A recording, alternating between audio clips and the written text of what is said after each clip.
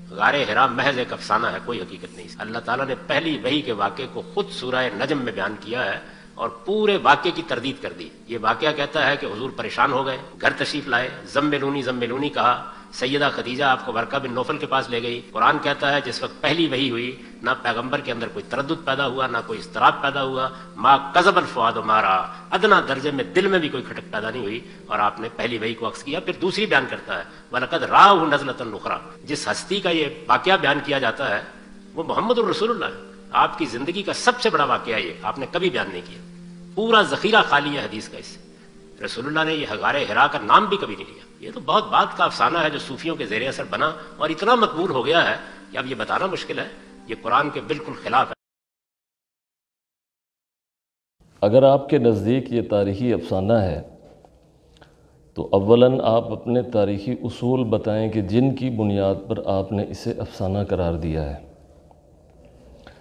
یہ ایک تہذیبی مظہر ہے جو شروع سے لے کر اب تک ہم تک متواتر طریق سے پہنچا ہے۔ پوری امت ابتدا سے لے کے تاحال اس واقعہ کو ایک واقعہ یا ایک تاریخی نوعیت کا افسانہ نہیں بلکہ رسول کریم کے ایک عمل کے طور پر دیکھتی آئی ہے اور دیکھ رہی ہے۔ تو اولاً آپ اسے تاریخی اصولوں کی بنیاد پر رد کریں اگر آپ کے نزدیک یہ تاریخ ہے، اور اگر آپ کے نزدیک محدثین جس تاریخی خبر کو اپنی کتاب میں بطور حدیث کے یا بطور روایت کے نقل کرتے ہیں وہ ہے ہی تاریخ، تو پھر آپ اس کا کس بنیاد پہ رد کر سکتے ہیں کہ تاریخ بھی تو من جملہ ایک سورس ہے حقائق کو سمجھنے کا یا خود تاریخ کی تفہیم کا۔ اولاً آپ اس بات کو ثابت کریں کہ تاریخ کو محض اپنے ذہن سے رد کر سکتے ہیں یا کسی کو تاریخ قرار دے سکتے ہیں محض اس بنیاد پر کہ میں اس پر متفق نہیں ہوں یا یہ میرے اصولوں کے خلاف ہے یا میرے نقطہ نظر کے مطابق نہیں ہے۔ تو اس سے جو چیز بھی آپ کے نقطہ نظر کے مطابق نہیں ہوگی وہ چاہے قرآن مجید میں ہے یا احادیث کی کتب میں ہے، آپ اسے کیا کیا قرار دیں گے۔ مثال کے طور پر غلام احمد قادیانی نے یہ دعویٰ کیا کہ جناب عیسیٰ ابن مریم علیہ السلام آسمان کی طرف نہیں اٹھائے گئے، اور اس پر دلیل یہ قائم کی ایک دلیل جو کہ اس کے کذاب خلیفہ کی طرف سے آن دا ریکارڈ موجود بھی ہے، وہ یہ کہ جب حضرت سلیمان علیہ السلام نے بلقیس کے تخت کا مطالبہ کیا تھا تو قرآن مجید کے الفاظ کے مطابق مطالبہ یہ تھا کہ بلقیس کا تخت کون لائے گا، یہ نہیں کہ اس کی مثل کون لائے گا یا کون یہاں وجود دے دے گا کسی ایسے تخت کو جو اس کی مثل ہو۔ اب وہ لکھتے ہیں اور ان کے خلفاء کہتے ہیں، وہ کہتے ہیں اگر حضرت عیسیٰ علیہ السلام آسمان کی طرف اٹھائے گئے ہیں تو ایک آسمان سے دوسرے آسمان کے بیچ میں اتنا فاصلہ ہے، اور اگر روشنی کی رفتار سے بھی چلیں تو ابھی تک تو حضرت عیسیٰ دوسرے تیسرے آسمان تک بھی نہیں پہنچے ہوں گے، اس لیے وہ بعینہ ہی وہی تخت نہیں لائے، اس کی مثل لائے۔ اگر بعینہ ہی وہی تخت لاتے تو ایسا کیسے ممکن ہے کہ ایک جگہ سے ایک چیز غائب ہو جائے اور دوسری جگہ دوسری چیز حاضر ہو جائے۔ حالانکہ اور بھی دلیلیں ہیں کئی اس طرح کی ان کی بھونڈی دلیل کے رد کے لیے، جو ان کا استدلال ہے اس کے رد کرنے کے لیے، یعنی فرشتہ بھی تو ایک ساتھ میں اپنی رفتار کے ساتھ زمین سے آسمان کی طرف چلا جاتا ہے بلکہ ساتویں آسمان تک پہنچ جاتا ہے، تو جو پہنچانے والا اللہ ہے تو کیوں نہیں پہنچا سکتا ایک ساتھ میں؟ تو یہاں پر آ کو ان کو وہ مقداریں اور رفتاریں اور وہ چیزیں یاد آ جاتی ہیں، تو وہ کہتے ہیں کہ چونکہ ہمارے لیے دلیل یہ ہے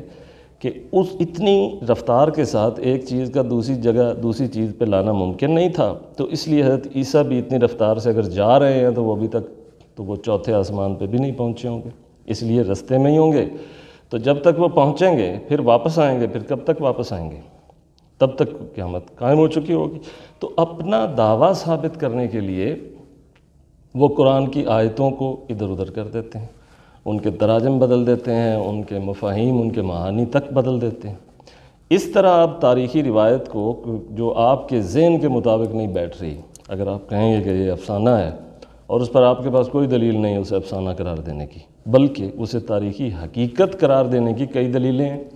ایک تو یہ کہ تواتر سے پہنچ رہا ہے، دوسرا یہ کہ محدثین نے نقل کر دیا، اور تیسرا یہ کہ سب نے نقل کر دیا، اور تب سے اب تک ہمارے پاس اسی صورت میں، اور وہی روایت ہمارے تک پہنچ رہی ہے۔ پھر آپ نے اس کا رد سند کے اعتبار سے نہیں کیا، یعنی جب ہم کسی تاریخی بات کو بھی دیکھتے ہیں تو دیکھتے ہیں کہ اس کی سند کیا ہے، اسنادی حیثیت کیا ہے۔ آپ نے سند کو تو ذکر ہی نہیں کیا۔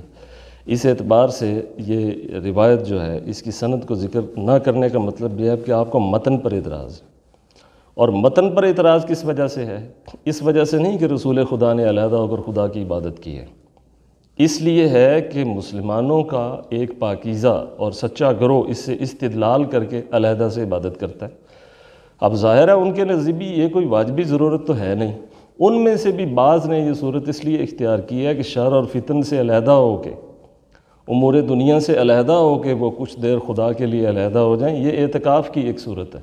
اور خود اعتکاف تو سنت آپ کو بھی معلوم ہے کہ رسول خدا نے بھی کی ہے۔ تو انہوں نے اس کی اعتکاف کی ایک صورت یہ نکالی کہ جب تک انہوں نے مناسب سمجھا وہ علیحدہ ہو گئے، اور علیحدہ ہو کے پھر دنیا میں آ گئے۔ تو اس علیحدہ ہونے کے دوران وہ اپنا تعلق اللہ تعالیٰ سے ایسا مضبوط کرتے رہے کہ جس کے اندر انہیں کسی قسم کی کوئی مزاحمت کا انسانوں کی طرف سے سامنا نہیں تھا، اور دنیا داری کا سامنا نہیں تھا، مشاغل دنیا کا سامنا نہیں تھا، اس لیے وہ علیحدہ ہو گئے۔ تو انہوں نے اس سے پھر استدلال کیا جب علمی دنیا میں بات آئی۔ آپ کو اصل میں مسئلہ اس سے ہے، اور اس بنیاد پر آپ یہ کہہ رہے ہیں، حالانکہ اگر وہ یہ دلیل نہ بھی پکڑیں اور اس سے استدلال نہ بھی کریں تو اور بہت ساری چیزیں ہیں قرآن مجید میں کہ جو اس کا استدلال ہو سکیں گی، اور بہت ساری روایتیں ہیں۔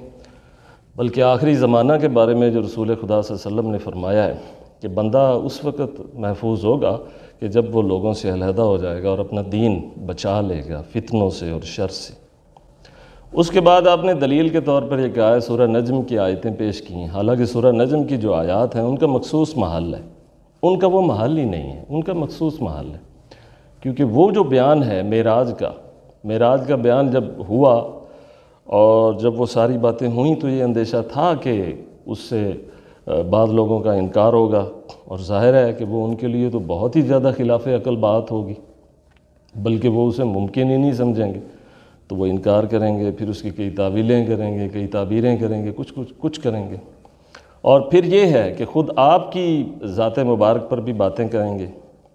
تو وہ سارا تو ایک مخصوص محل کا بیان ہے، مخصوص موقع ہے، اس کی ایک زمانی مکانی حیثیت ہے، وہ اس تناظر میں ساری وہ سورہ نجم کی آیتیں۔ تو آپ نے یہ بھی بلا وجہ پہلی وہی ان کو قرار دے کر، یعنی ایک تو یہ کیا کہ ایک چیز کا بے وجہ انکار کر دیا کیونکہ آپ کے نقطہ نظر کے مطابق نہیں ٹھہر رہی، اور دوسری چیز یہ ہے کہ دوسری آیات جو اس کا محل، اس کا تناظر سیاق و سباق کی مختلف ہے، اس کو اس مقام پہ لے آئیں۔ تو یہ عجیب قرآن فہمی۔ اس کے بعد آپ کا جو تفصیلی بیان ہے اس کے اندر یہ چیز موجود ہے کہ آپ ورقہ بن نوفل کے پاس جاتے ہیں، اور زملونی کی روایت بھی وہ اسی کا حصہ ہے، اور اگر رسول خدا صلی اللہ علیہ وسلم پر ایسا کچھ آسمان سے اترا ہے جس طرح آپ کی یہ کیفیت پیدا ہوئی ہے کہ آپ نے زملونی فرمایا، اور ظاہر ہے کہ آپ کے شعور میں یہ بات پہلے موجود نہیں تھی کہ ایسا بھی ہو سکتا ہے، اور نہ ہونا کوئی نقص بھی نہیں ہے۔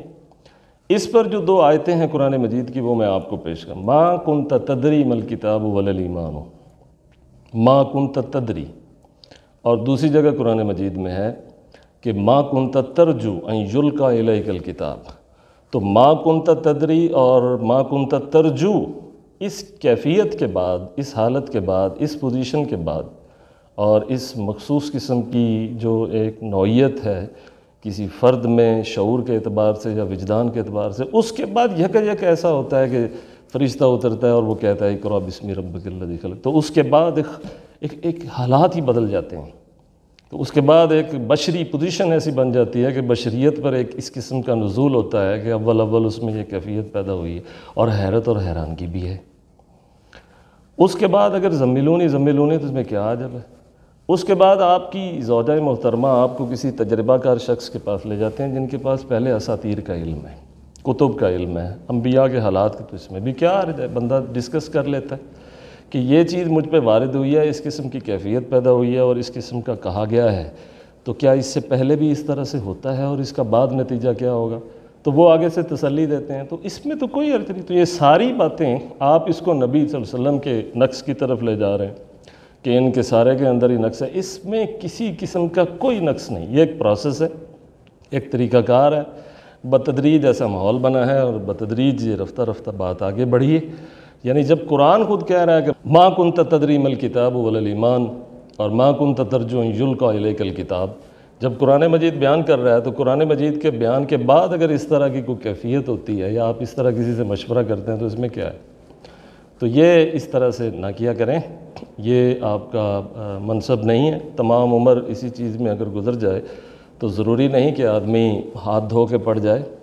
چیزوں کو ذرا شرح صدر سے دیکھنا چاہیے.